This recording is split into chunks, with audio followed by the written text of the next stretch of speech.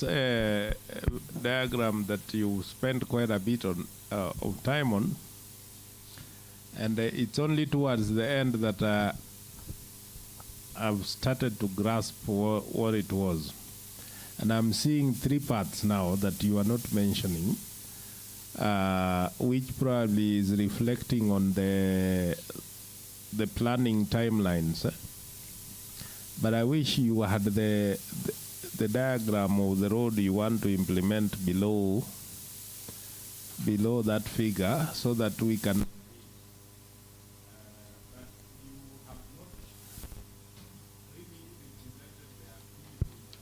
those stages, so that we can relate with what you are planning for. We are seeing cycles, letters and numbers, but it's not very clear to us what each stage really means in relation to the road. Thank you, Dr. Nino. Let's take a third question, if there is. Okay. Daktari. Thank you so much for the informative. I will wish to go to the graph that was showing. No, before the graph there was a table showing A, B, C. Can they project it so that I ask my question from it? If not, I want to know that table. It is just hanging. Is it a tool that you have, a questionnaire, or because the thing is application of part? This table, no, just yes, this one. What is it? Is it just a tool? Because it's just a table there. Is not understood how it is. And as my colleague has said, this second table, this looks like general information, but the process is hidden somewhere, because we needed to understand about the process. We can see what it brings, but we don't know where it comes from. Okay, Leonard, respond to the three. Thank you very much. I think it was just a matter of the pressure of time. Otherwise, what you are asking, kindly, the table, please. Yes, this one. You are saying the connection between the table and the diagram. I said that we cannot indicate the actual activities on the diagram. Here under description, these are the actual activities. So activity A is planning and surveying that area where the road is to be constructed. According to the experts, they are looking at it, discussing, and coming up with these 3-time estimates, which we use the formula to determine the actual time that they will plan with when constructing the road.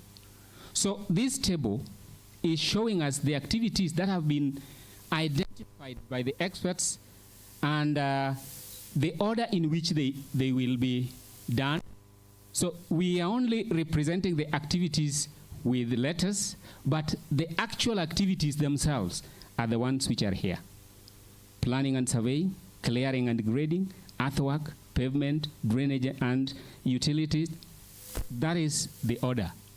So these ones here are the activities represented by letters.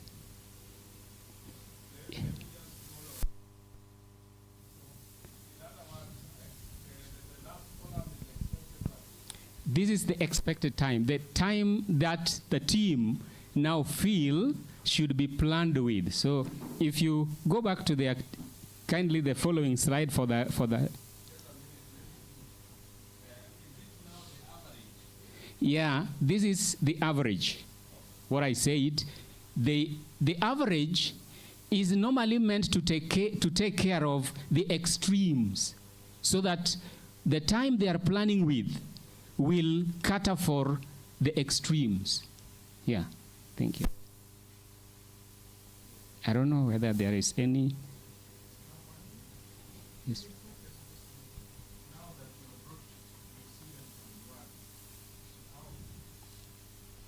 How or what is now your conclusion, or what you find? Because you are bringing a real road from Rongo, Rio Sir, to Chamgiwadu. So what is now? Or that was just a dummy? Thank you. We were saying how we can apply it, this technique. If we were to construct that road, and the planning, at the planning's time, at the stage or the phase, at the planning phase, we wanted to apply this technique. Then, having identified all the activities that will be done when making that road, then now, using this technique, how will we schedule our activities? And how will it help us even to do the monitoring and evaluation? How will we know what has been done after how long, what period of time? Kindly the diagram, yeah.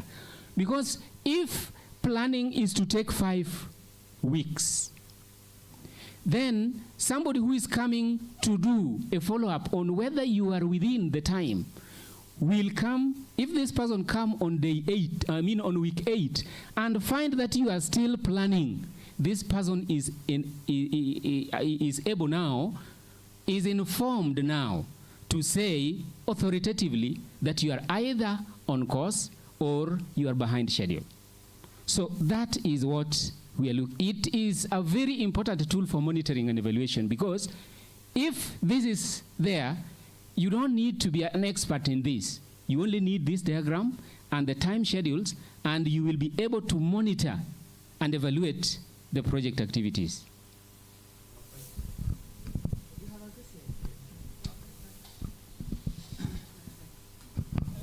Thank you for the presentation. You are talking of this tool, the PART tool. Is it your new idea? Has it been used elsewhere? Is it somebody else's idea, and whose is it? And has it been applied anywhere? Or you are applying it for the first time? And if it has been applied, where has it been applied here in Kenya? Or which country has it been applied? This is, And Leonard, as you answer, I see Dr.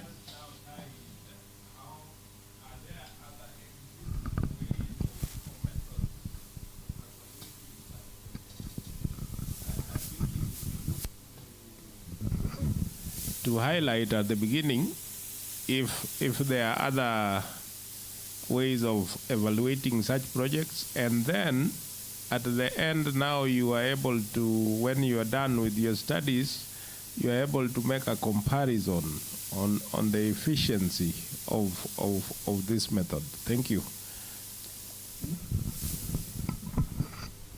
now, I don't know if you allow me to ask whoever can be scrolling to take us to the literature review. Is it not just up? The next slide, a slide before this. We see we are having an integrated. We are having specific reference to path, and there is also another one that we refer to as critical path. But it is not that it is the only method, but we were looking at it in comparison to this, and then we were finding that this one is better than the traditional critical path method, because this one takes care of the extremes. But the CPM does not take care of the extremes. That is why we are recommending that we better use PAT, because of that inclusion. And my time is over. Thank you. Let's clap for Leonard. Thank you very much. Leonard is still around. We can still engage him even after this room. He's with us. So when I look at the faces, of course I'm saying that because I still see many questions on the faces that are seated here. So Leonard, be present for them to engage you. Now, Dr. Omoso. Sorry, Omoso. Thank you.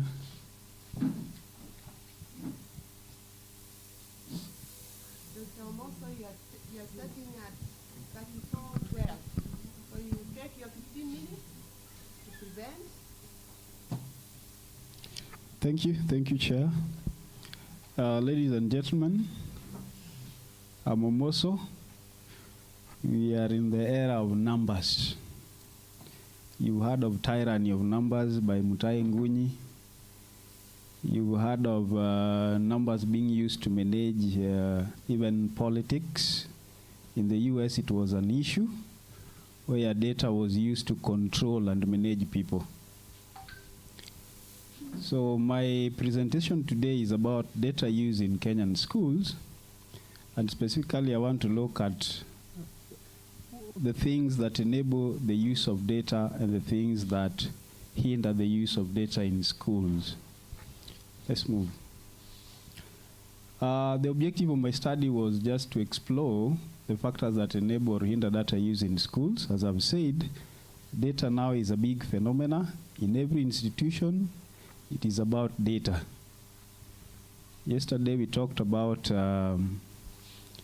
systems of regulations, where data is used to regulate and manage people for them to focus on what the employer wants. So my research question was what factors enable or hinder data use in Kenyan schools? Let's move on. Now, in operationalization of the terms used in this study, data, when I use the term data, I'm simply referring to all the relevant information in the schools, both qualitative and quantitative.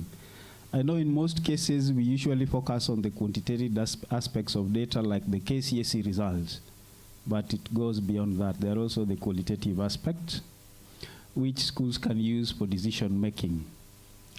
And when I talk about data-based use, is simply the purposeful use of information from data to inform improvement actions that school administrators take, be they the head teachers or the heads of department.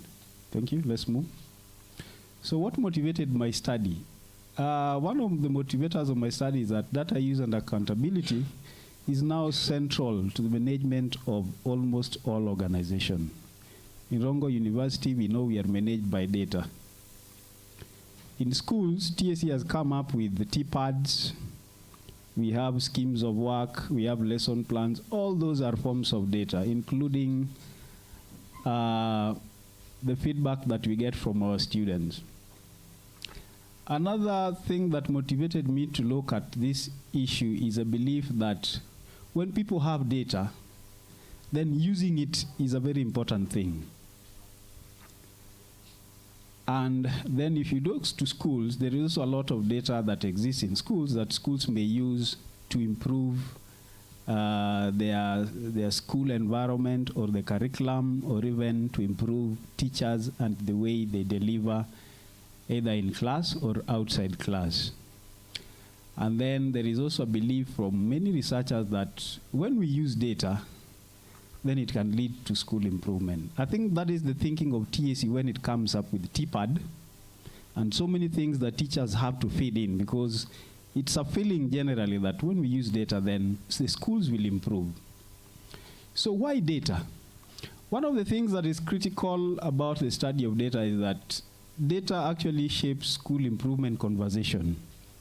You can't convince anybody today that, let me use a good example, that a school like Kanga Mix, just for example, has improved compared to Kanga Boys.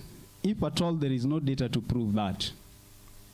And that data comes from the student outcomes or the results like KCSE results. So you can't say I've improved. People are looking at the data, and that data is part of evidence. So most of the conversation around school improvement revolves around data. And another thing you have to note is that data is a contested issue. Because most institutions, including where we are in Rongo, data is used to punish people. If you don't provide data that the institution requires, then you are punished. A good example is when we're looking at we are evaluating you. I'm seeing the person in charge of quality assurance is looking at me. Sorry for that. But if we can't see your progression in terms of data, how many conferences you attended, how many publications, you know, if that data you don't have it to prove your worth, then you are being degraded slowly by slowly. And sometimes some institutions use that data also to reward. If the data is good, then you are rewarded. Maybe you are promoted. We talked about it yesterday. Let's move on.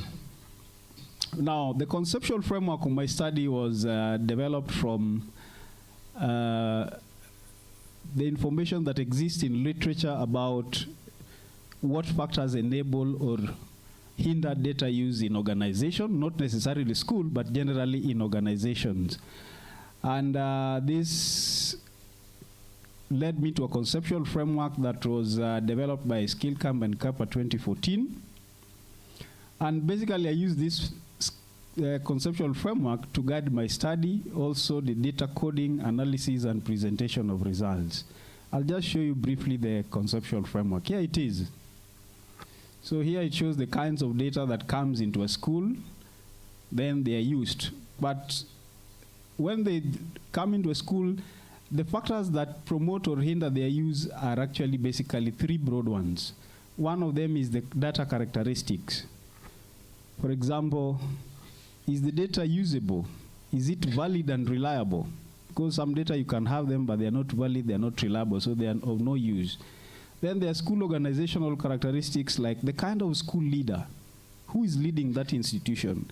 Is he somebody who likes to be informed by data? Because some teachers will pressurize, some head teachers will pressurize teachers to bring in data, including schemes of work. But if you go into another school, then the head teacher is relaxed. It doesn't ask about schemes. It doesn't ask about lesson plans. And these things happen. Those are school organizational characteristics. Others are like collaboration, when teachers collaborate to learn more and discuss data. For example, in staff meetings, when we discuss KCSE results or end-of-term results, that is part of school organization characteristics. Then there is the user characteristics.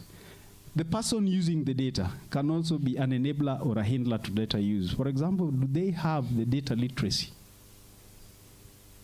Or do they believe in data? Because some people don't believe in data. Let's move on. So the framework, I want to note that is not very exhaustive, but the results of this study can be used to improve it. Let's move on. My methodology, this was a qualitative multiple case study design. The sampling was basically purposive. I used top 3 performing schools in Kisumu sub-county. You may ask why top 3. My thinking was, if data use is something to go by, then it should be more evident in the top performing what? Schools. That was my reason for going for the top 3 performing schools.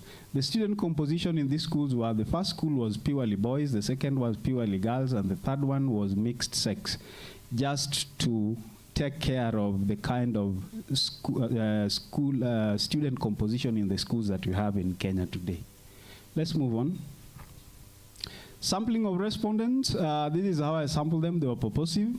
I looked at a total of 21 teachers, of which 3 of them were head teachers, 12 heads of department, and 6 teachers. 6 class teachers, not just teachers, but class teachers. You may ask, why am I focusing on this? I said it was purposive. There is something I was looking for.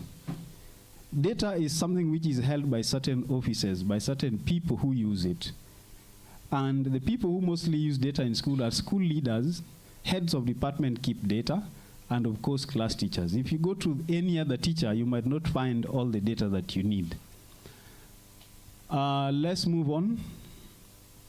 The method was qualitative data collection technique. I used an interview schedule, and I did a pilot study on the procedures I was going to use during the study and the instrument I was going to use, which was the interview schedule.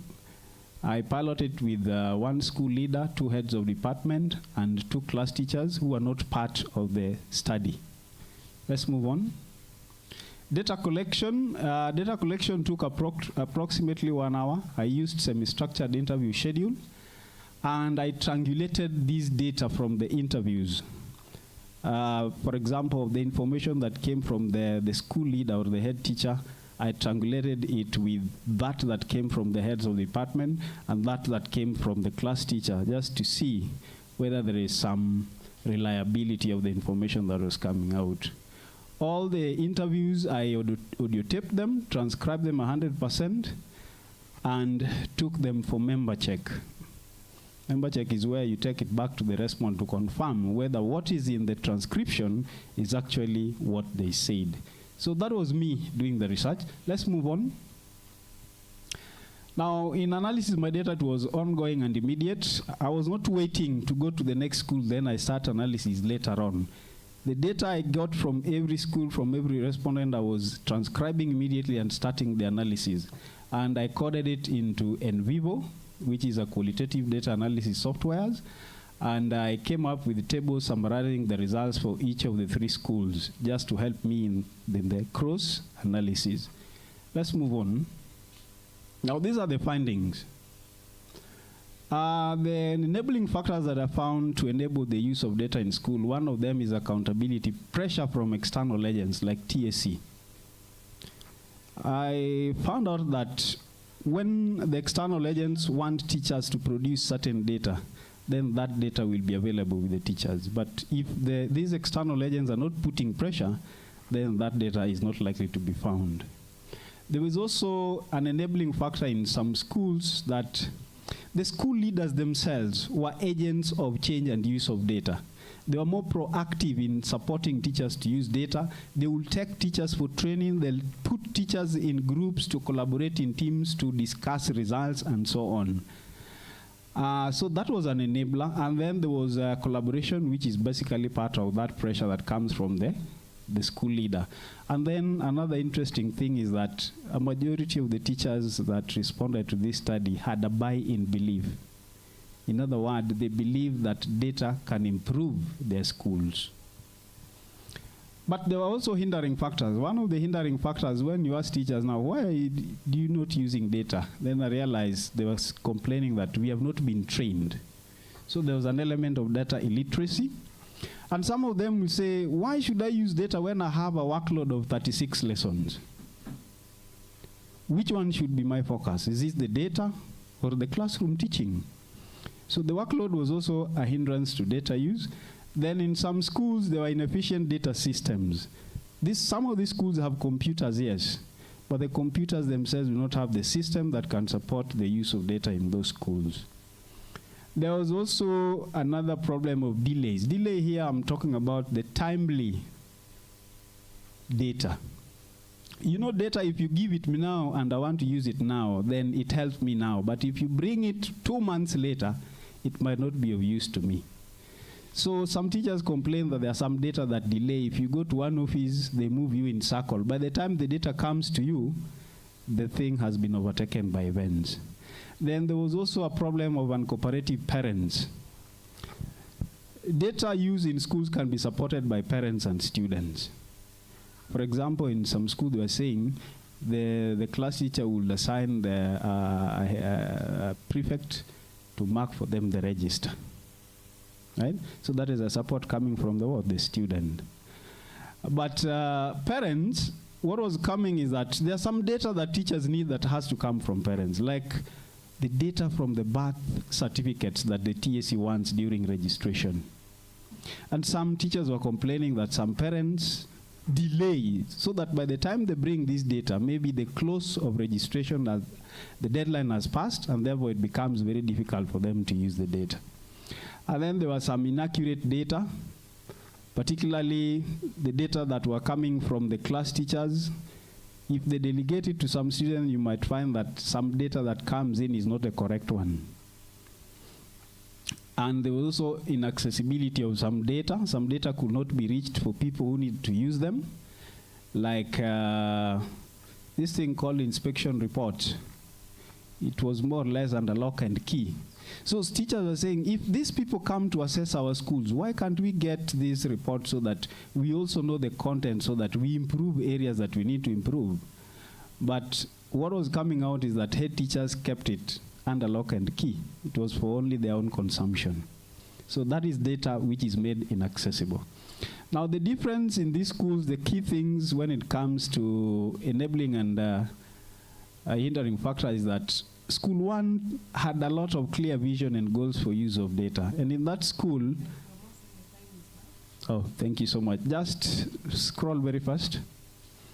These are the conclusion, and then finally, my recommendation are those. Data use training is required for teachers, invest in data systems and technology, and then involve parents when they're dealing with data. Thank you so much. Thank you, Dr. Mosso. Let's appreciate him with that clap of hands. Now, I want to welcome 1 or 2 questions to Dr. Mosso. And we have to handle them within the 5 minutes that we have. In fact, 4 minutes.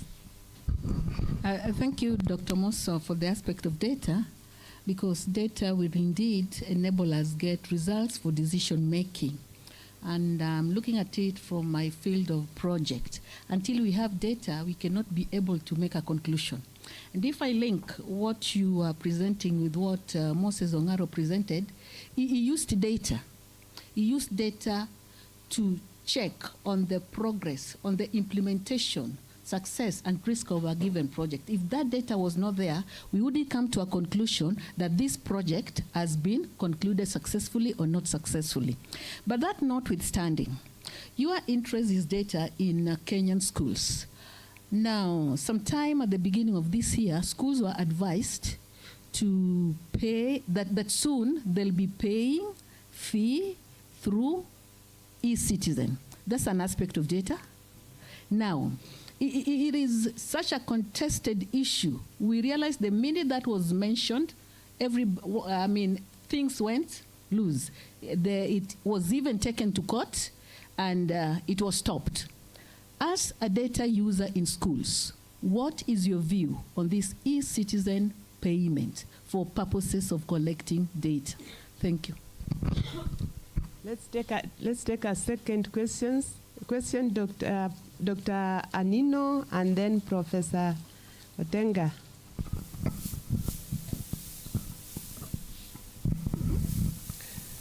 Yes, thank you for such a stimulating presentation. What is the space of the teacher, the student, in terms of data privacy? Data privacy? Yes. Let's take Prof's question. At what point do we call these things data or data?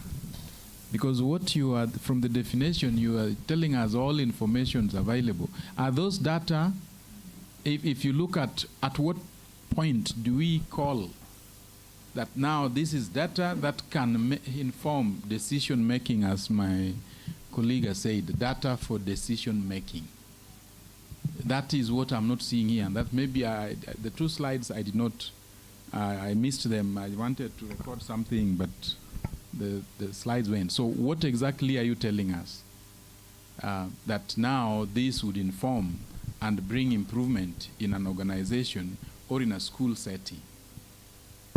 So that's what I want. Dr. Omoso respond to the 3.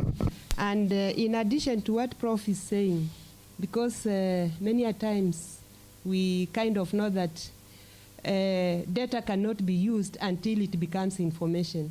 So data is like disorganized facts. So I'm just wondering loudly how we are going to use these disorganized facts before they are transformed into information.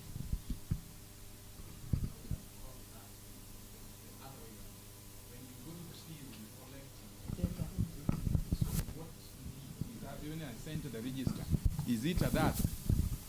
And can it inform a decision making that will bring a change within? Thank you. The first question on e-citizen payment and my tech. Yesterday's presentation we talked about systems of regulations, And we say sometimes they're so powerful that even us as teachers, we may want to change them, but we don't have the power to do. For example, if the government decides that people are going to pay through the e-citizens, what can you do as a teacher or a head teacher? Nothing. Becomes a sealed deal, because in the use of data, there's what we call the hierarchy of relationships and power. There are those who wield power and they control schools, and you just have to do what they have to do. So the e-payment, I think, is also something to do with change management. I think it's a good idea maybe, but they didn't manage the change well.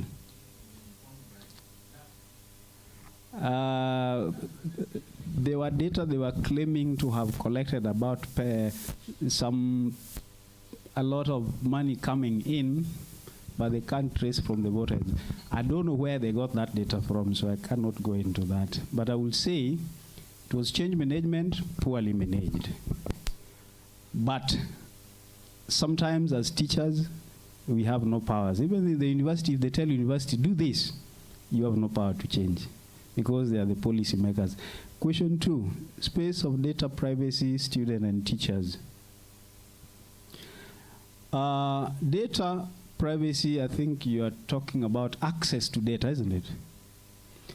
At what point does the student access or the teacher access data and the head teacher?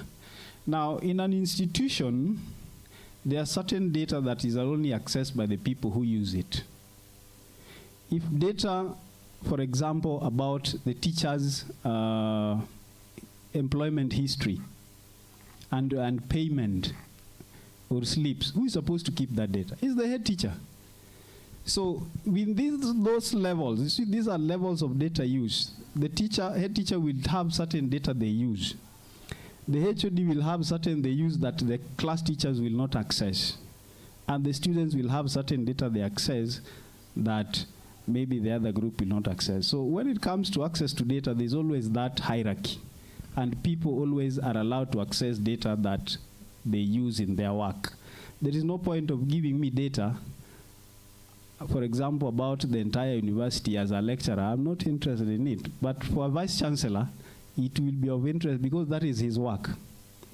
Question 3, what data for decision making to inform improvement?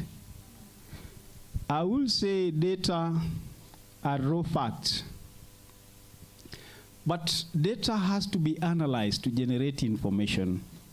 And this is where the gap comes in. If you go to school, most of the teachers that we have in schools are data illiterate, but they are forced to deal with this data. And that's why I said one of the challenges that was coming in is data illiteracy. The government pushes them to work with this data, but there's no training at all. So they have to swim in the ocean and find their way.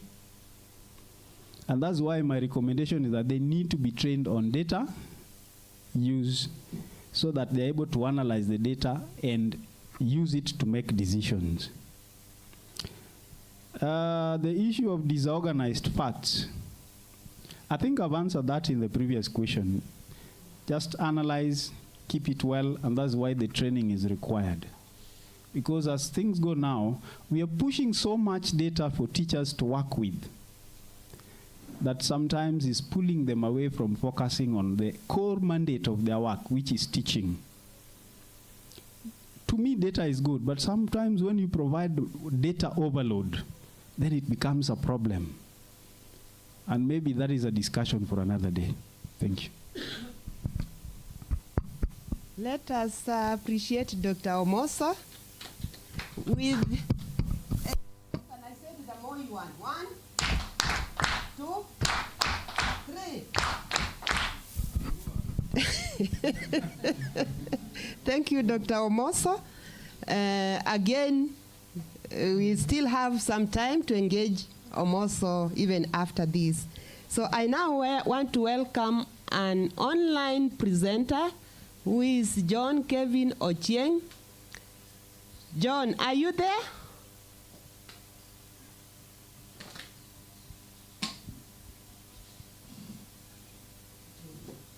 John,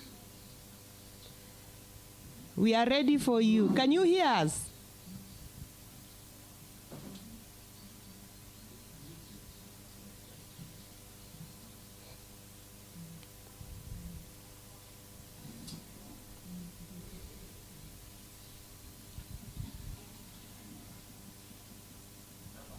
John, can you hear us?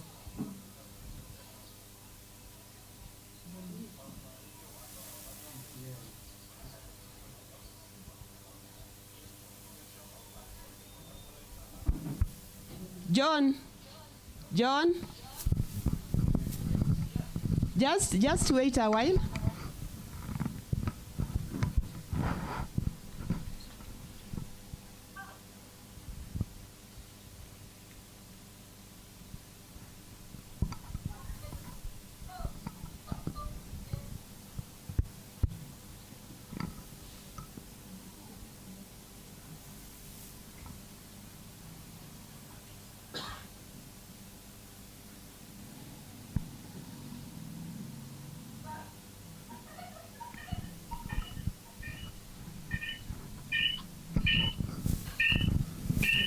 Can you now?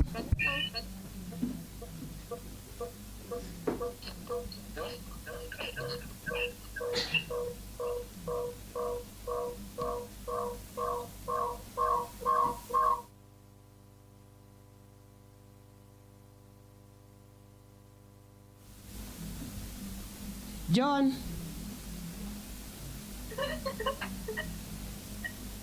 John. Yes, I'm here. Now you can start. Not yet. Okay. Just a while.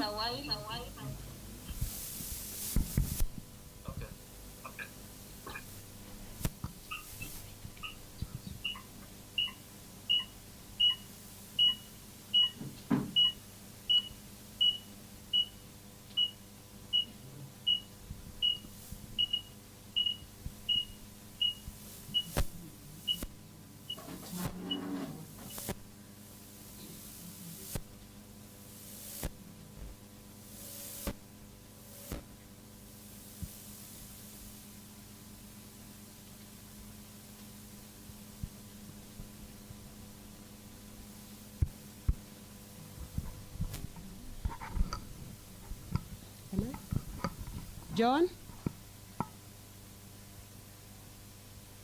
John, good afternoon. Okay.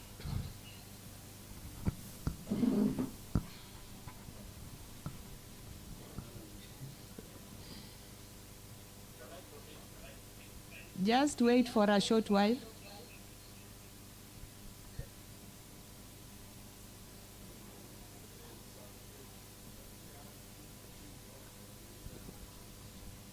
John, we can hear some echo from your side. Do you have two machines on?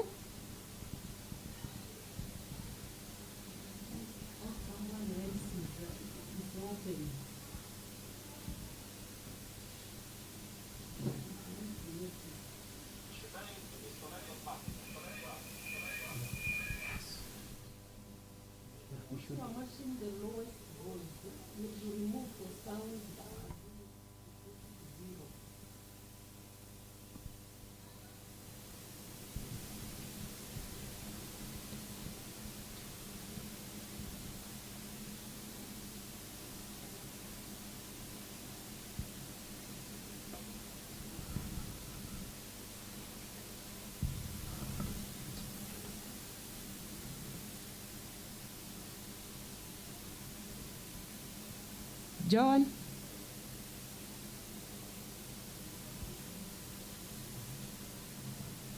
John?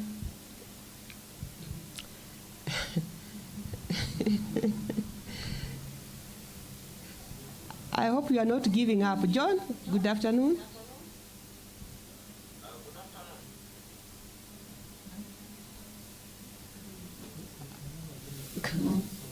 Huh?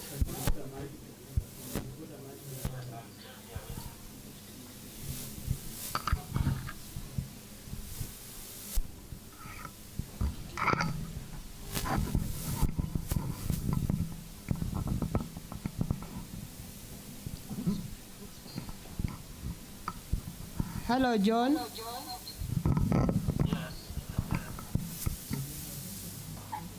I am ready, available. Yes. Just a minute. Wait for a short while. Okay.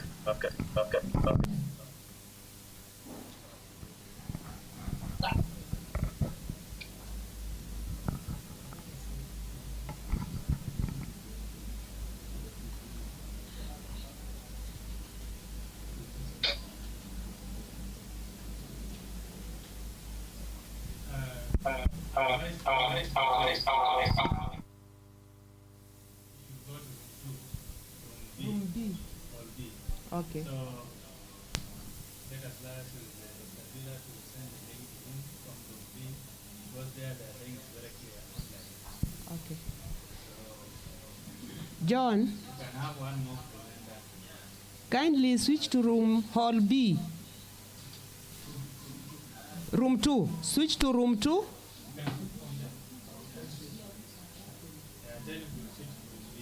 Please switch to room 2. Okay. Fine. As John is switching to room 2, any other presenter in this hall who is ready with this presentation? Oh.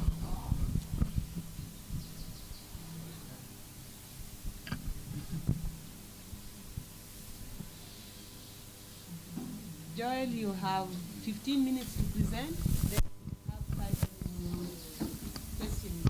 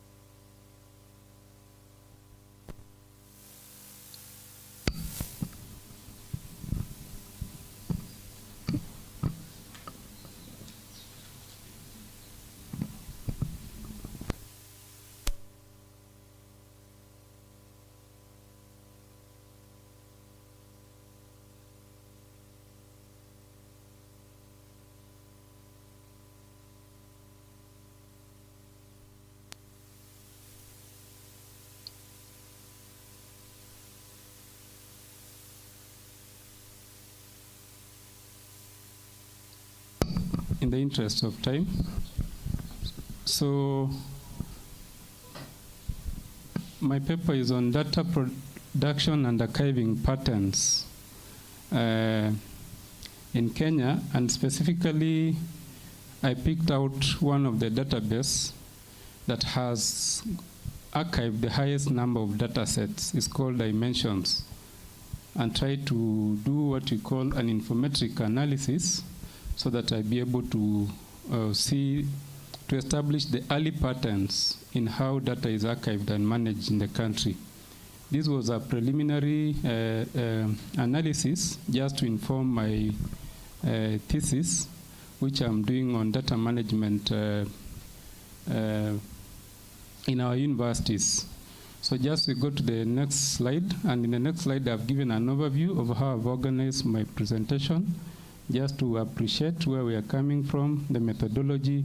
Then we run through the patterns I established, then conclusions and recommendations. Next. So just to understand, when we are talking about the research data, we are looking at the information that you come across, that you collect as you are doing your research, the notes, the questionnaire that people fill, the experiments you do in the labs, the that you generate, and the likes. And research data is the currency of research. Without data, we can't talk of research. We'll only be but speculating the solutions. Now, for that reason, research data is a very valuable intellectual asset that we should manage properly. Why do we do this? Effective data management has numerous advantages. If you are doing any research and you manage your data well, then there are so many other benefits that will come along with it. Some of them, next slide, some of them will be increasing your visibility, being able to verify your findings and the likes. Now, for a very long time, little or no attention was paid to effective data management, most especially after the research.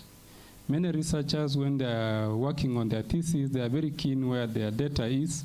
But if you ask many of our colleagues if they can lay their hands on the data that they generated, post-research, the care has been very low or very poor among the academicians. And as such, data is lost or or distorted before we get the maximum benefit out of it.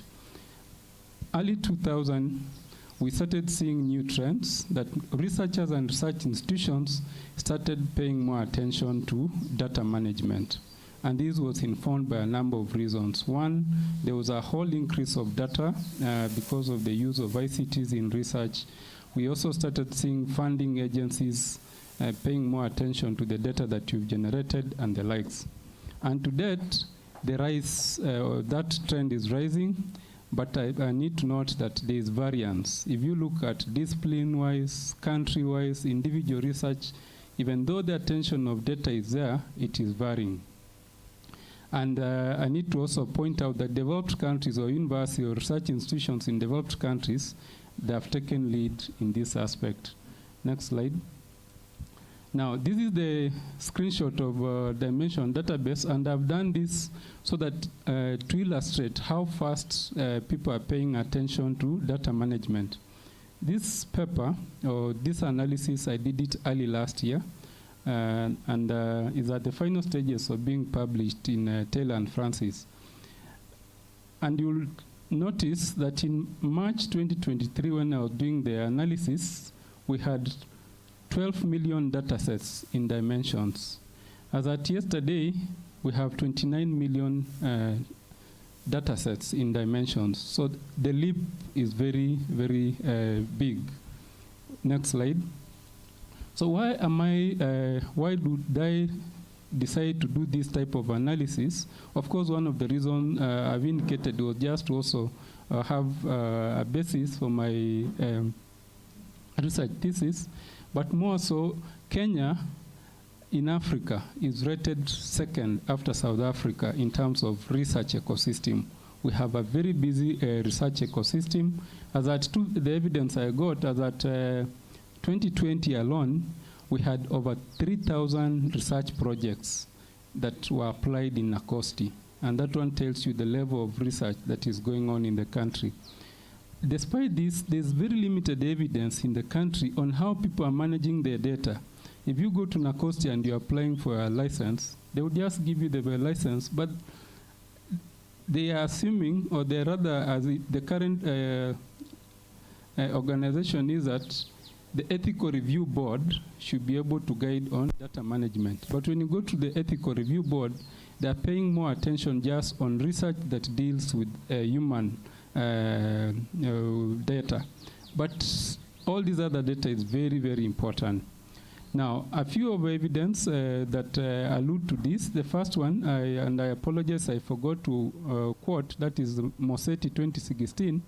Most researchers tend to keep their data on their laptops or they leave them on their working areas. If there are people in the lab after they finish and they write their thesis, they leave their data on the tools and that is done. Now, we have a directory of all data repositories in the world. And if you go to that data repository directory, we only have 4 data repositories in Kenya. Compared to other countries, like US has over 1,500. Ireland, as small as it is, it has around 30. UK has over 300 or 400 and the likes. We only have 4 data repositories, and a point to note, none of the 4 data repositories in this directory belongs to a university.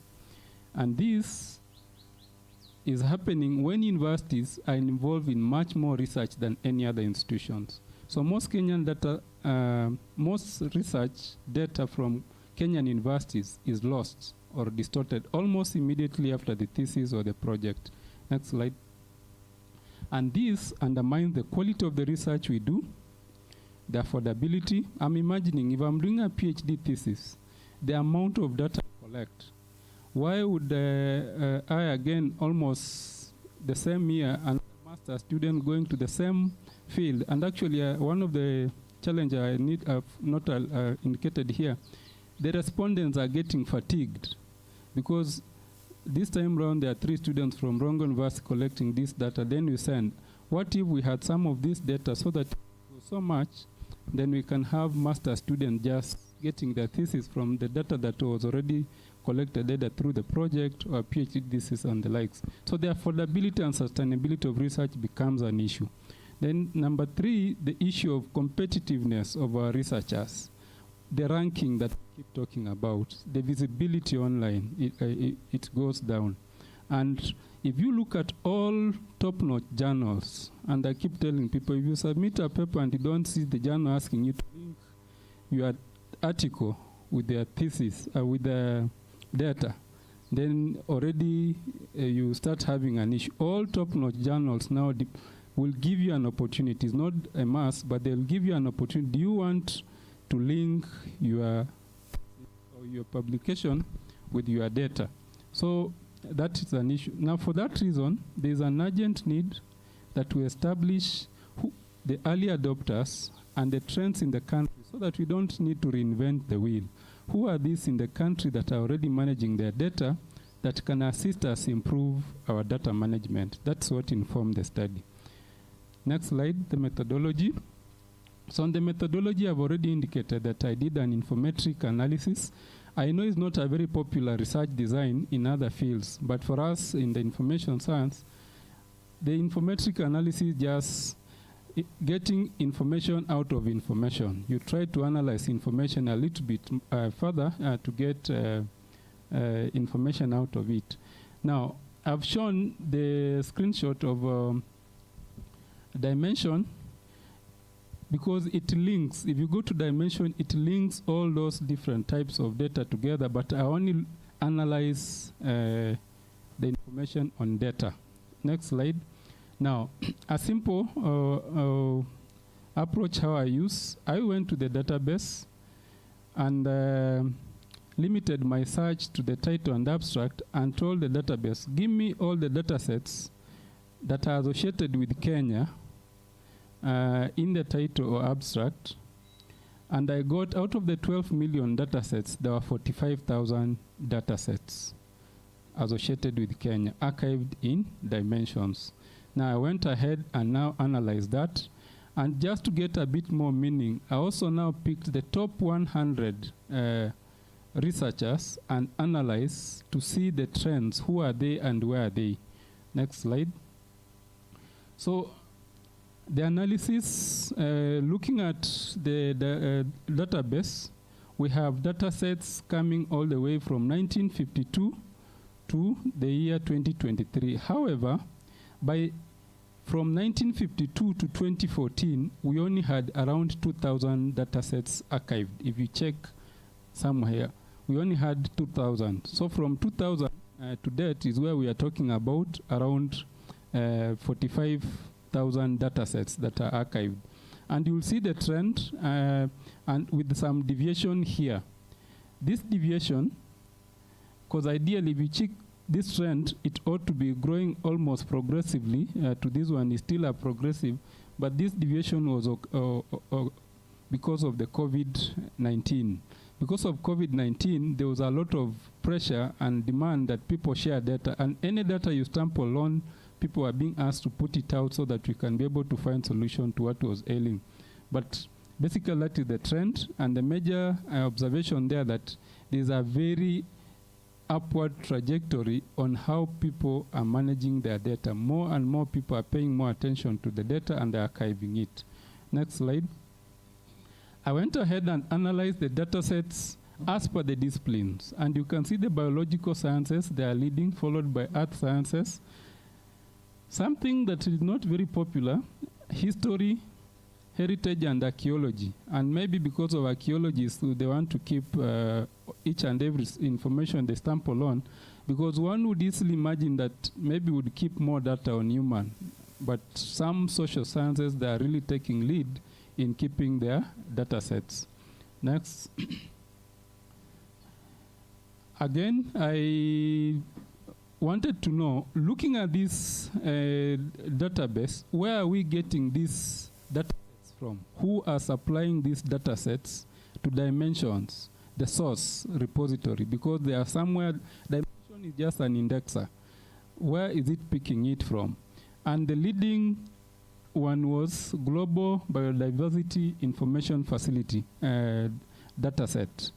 It is, I got curious as part of my studies to find out more how comes it is leading. And I learned it has been in the country for a while, I think since 2018 or so. They are partnered with quite a number of universities, most especially biological sciences, University of Nairobi, JKUAT, and the likes. And that's why you'd see they have archived quite a whole 40,000 data sets from the country. They're archived in Global Biodiversity Information Facility. But there are a few other trends that we could establish from here. Some of them is number 4, Harvard Database. This is a data set for Harvard University. And if you want to compete with Harvard, then this particular slide is saying you might need to pay a little bit more attention on your data.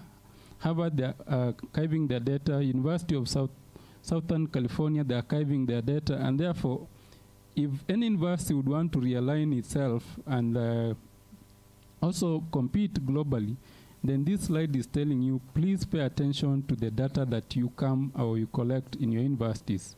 But there are a few others. Of course, the data sets or rather the databases or repositories, they might not be very familiar to many of us, but there are a few other patterns we can easily establish there. Some of them are open source, Zenodo and Fixture. These are open source data repositories that anybody can sign in and submit your data. And you can see that quite a number of Kenyans, and maybe when you go to the other slide, it will inform why that is happening. Next slide, please. Again, just to analyze, I wanted to know the researchers who are archiving of the 40,000 data sets, these researchers who are archiving this data, where are they affiliated? Which universities and which countries? And this is a very interesting one, that only a half, if you add all this, then you'll discover that around 20,000 of data sets for Kenya is archived by researchers from outside Kenya and institutions from outside Kenya. But Kenyans ourselves, we are only contributing to this. This is the researchers, and the blue one is the research institutions. So a half, literally 50% of our data is people outside see value in our data than ourselves. That's what that slide is saying. Then the next slide. I'm on the second last. So this one again just to show, now I went further to analyze those 50% of the researchers, which countries are they coming from, and the leading one you can see is USA, and then it goes in that order. Next slide. Further analysis just to have a feel of the 100 researchers. I tried to look at them, and 18 researchers came from Cambridge, those who are archiving their data. And you will see the universities are coming in down here. Nairobi University with 3, USIU 3, Maseno 3. One would want to ask, between Cambridge and Nairobi University, which one has more researchers? Nairobi University has more researchers, but who are archiving their data? The one in Cambridge are archiving their data, and the ones in the universities are not archiving their data. The next slide. So again, I wanted to see which researcher has the highest data sets about Kenya. And the first one is Robert from Emory University in Atlanta. He's a researcher outside, but he has archived more data sets on Kenya than Kenyans themselves. And the next slide, you will see the first researcher now with the highest data sets in Kenya. That's Professor Bigongo from Cambridge. If you compare, if you had time to analyze this, then you'll discover the other one is almost 3 times this. Conclusions and recommendations, last slide. So conclusions, there is evidence of progressive production and archiving of data. A half of data sets, a half of Kenyan data sets in Dimensions are archived by non-Kenyan researchers and institutions. And lastly, We recommend for institutions to put in place sound infrastructure, policies, support services to assist researchers manage their data. Thank you.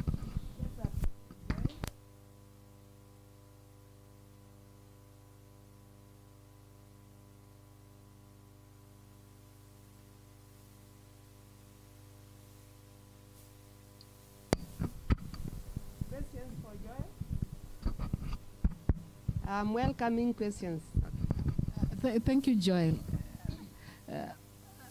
I just need guidance, or rather, a little literacy on some information that I heard you state, if I got it right.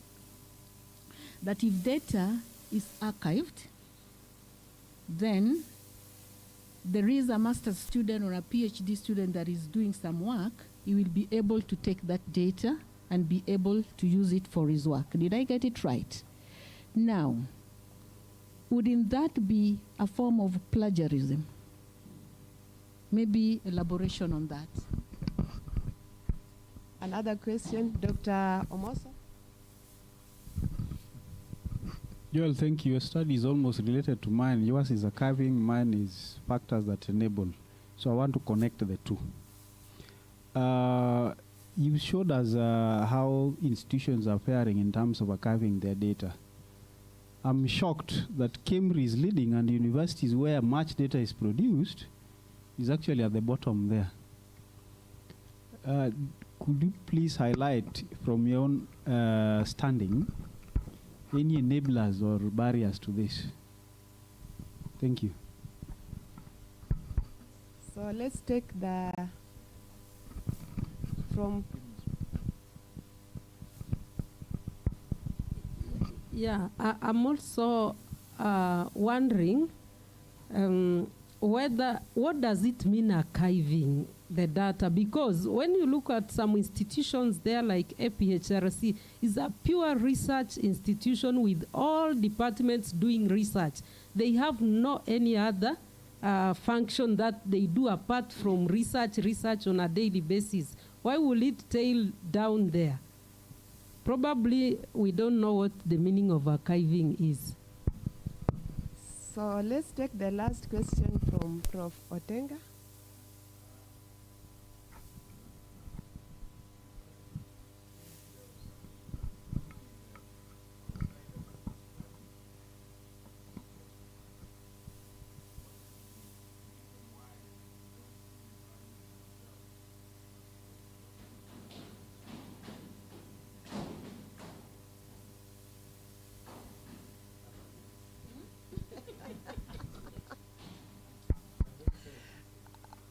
Okay, Joel, take those questions. Okay, thank you very much for the question. I will want to start with the last one for Prof. and connect it with the one for Dr. Moso. Why is it that some outsiders or more data seems to be archived by outside institutions and researchers than Kenya? Majorly because of the enablers he was talking about, that some countries have put in place enabling environment to support data management and data resources. When you go to many universities in Kenya today, most of them have repositories, institutional repositories, where you can bring your publication and you archive. But a repository for data repository works with different schemas. And none, in my literature I showed you, none of the universities in Kenya has a data repository. They only have institutional repository for finished works, but not data. So even if I was generous enough, I have been given funds to collect data and do a very big research, and I'm willing to give this data, then nobody is willing to even assist me archive. And data repositories are some of the most expensive data repositories because of the technology behind and everything.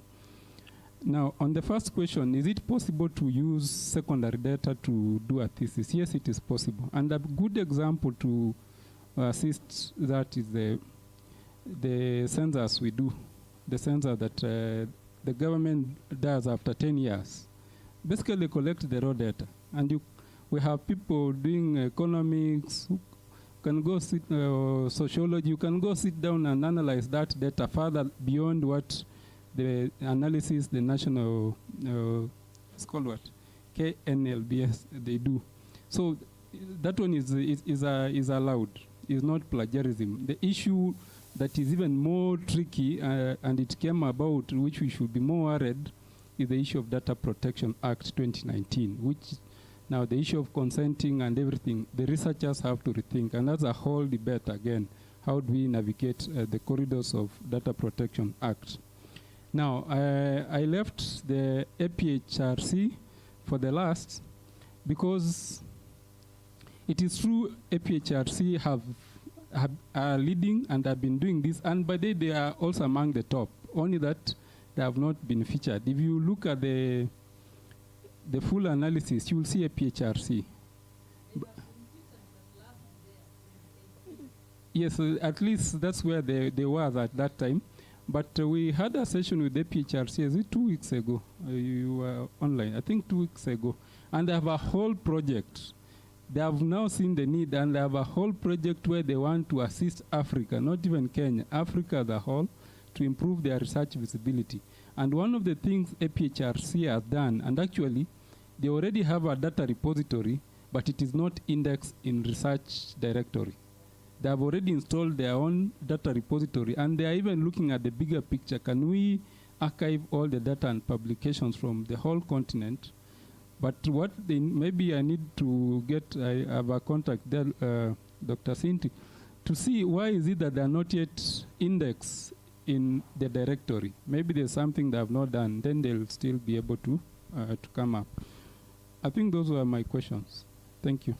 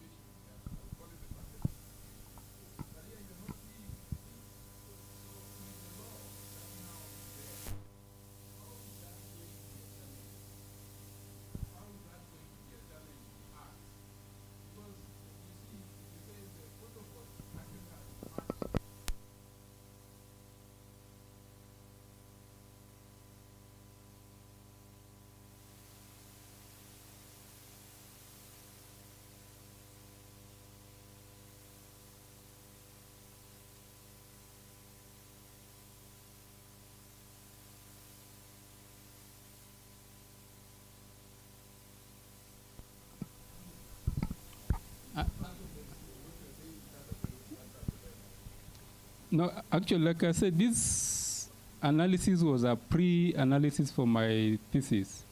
And in my thesis, I'm now trying to go beyond. And one of the things I'm trying to see is to marry the research legal framework, the policies and the guidelines with the Data Protection Act. And this week, last week, I've been collecting data, most especially at that level. And the preliminary data, no university has tried to revise the internal documentation to align with the Data Protection Act. That's the preliminary data I have.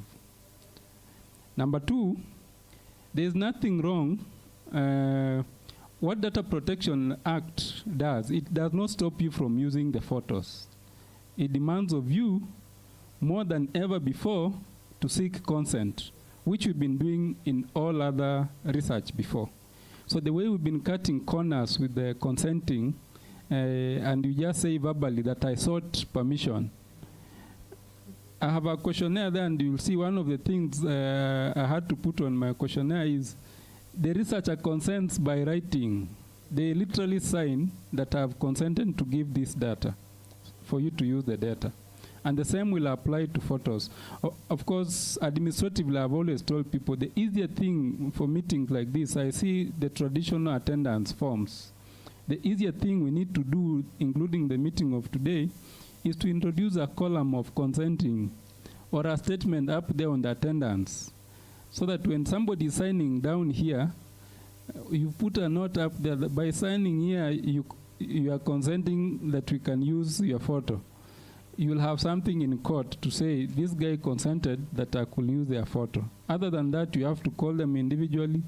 You have to send them an email, and they write back and say, I don't mind, you can use my photo. So it doesn't stop. It only demands of us to seek permission. Thank you. No, it...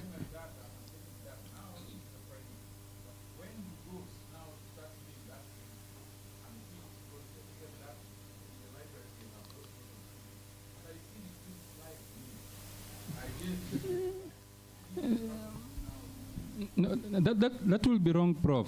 The issue of consent, you see, and that's why I'm saying we need to go beyond what we've been doing.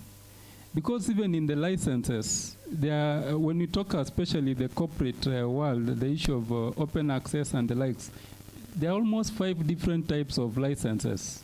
So by the time you're consenting, there are people who even consent, if you go to the images, they say you can reproduce for commercial.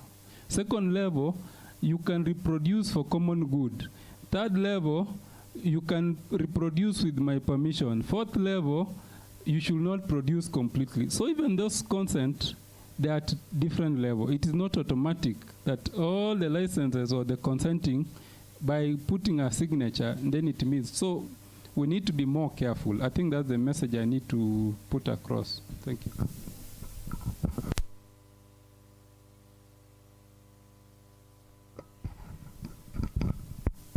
Okay, let's appreciate Joel with a clap of hands.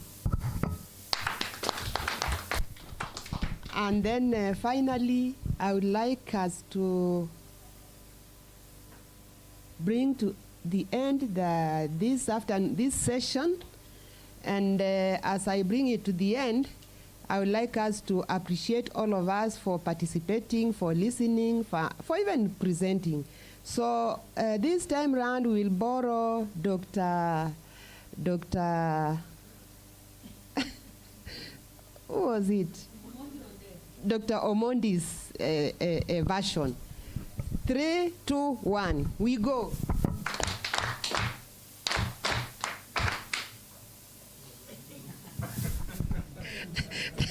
Thank you very much. Now, I hand over to